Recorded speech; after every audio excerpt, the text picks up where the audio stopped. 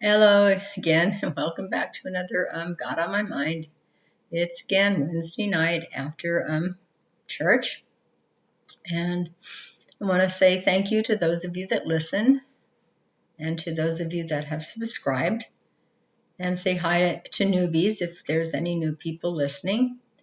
And again, if you are new and you like it, hit the subscribe button, and everybody, if you like it, hit the like and share button. You never know who it might bless and who might need to hear it. So this particular one it's again Charles Spurgeon, and it's from Job, and it's has to do with Job chapter 23 verse 3, where he says, if only I knew how to find him so that I could go to his throne.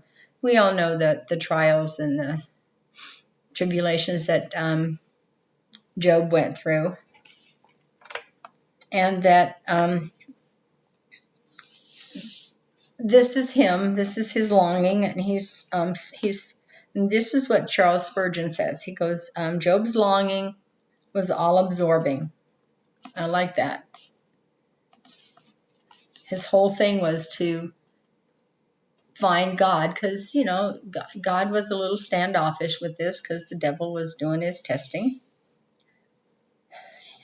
Charles Spurgeon goes on to say, he does not aim to comprehend the incomprehensible. He does not wish to understand the divine decree.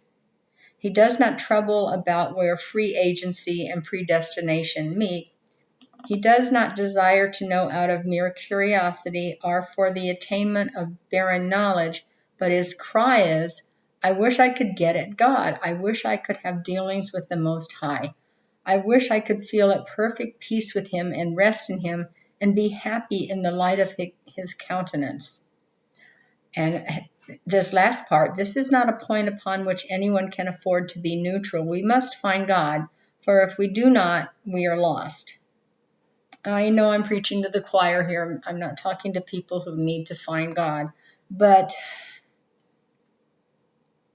I'm probably talking to people who have, at some point in their life, gone through some hard trials, gone through a hard tribulation. And some good things are happening during it and come out of it. I've been there myself, but one of the good thing that comes out of it is that's when we draw really close to God. That's when,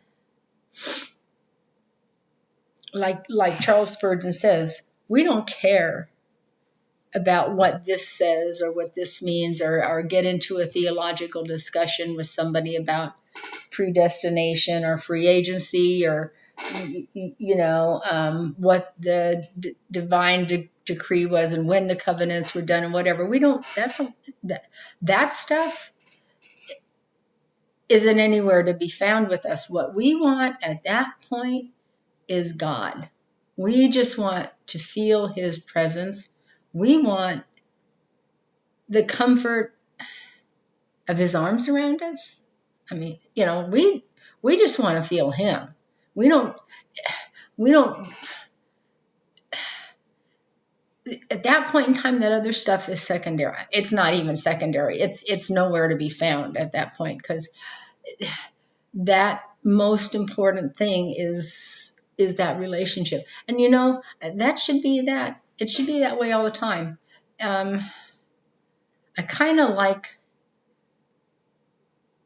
the thing about how, little children, their love is so pure, so innocent. They don't get into all this stuff. They just love. They know he loves and they love. And that's it. Pure and simple. And I think we need to keep that up front all the time, because that's something special. That's where you get that special feeling that I don't have to describe it to you. We all know it. I think that's what we should be striving for. If only I knew how to find him so that I could go to his throne. And a little farther on in here, he says that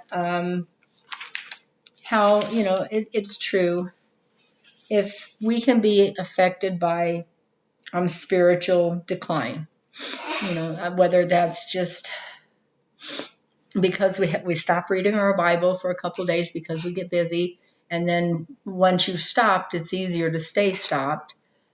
And it's just, I've talked about it before. It's the same thing about like we are going to church, that for us, it would be, or anybody, it's that cup of coffee in the morning or a cup of tea, and you're sitting out there on the porch and you're in your comfies and reading your newspaper or doing whatever, looking at the sun and talking. And it's nice. It is so nice, and it is so peaceful. And couldn't you just stay there? And the next thing you know, you're staying there more and more and more and more and more because it's nice. Instead of getting up and getting dressed and let's get dressed, let's get the kids fed, let's do whatever, let's go get your coffee, come on, we go, because we're going to church. So there comes that spiritual decline. And when that happens, hopefully we'll catch it sooner than later, but that's when we should turn right around and go right back and say, okay, where is he? I need to find him. I need to go back. I need the well. I need the water from the well. I need the relationship. I need to feel that,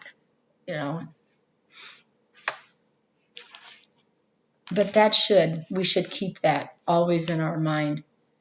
Don't let it slip away. If only I knew, if only I could go to his throne. And we go. God is there. We know how to go there. Prayer. We can go to his throne anytime we want with prayer. Okay? But it's that special when there's nothing else, everything else is gone. It's just you and God. And that's the most important thing, that relationship between you and God.